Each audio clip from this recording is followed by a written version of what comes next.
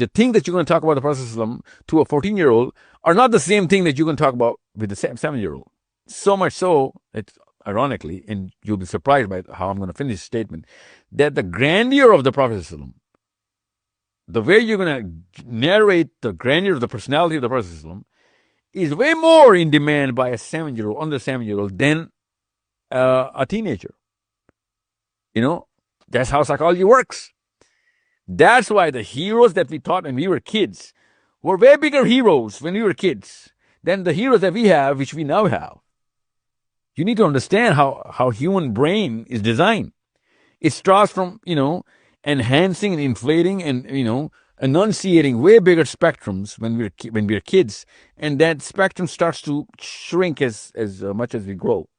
So much so that you really need to impress me. But you don't really need to impress my son when he's 7. You just have to be nice.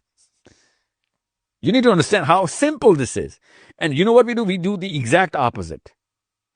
Instead of making him the biggest hero, sallallahu, how, I'll tell you later, but we actually give him the the smallest bites.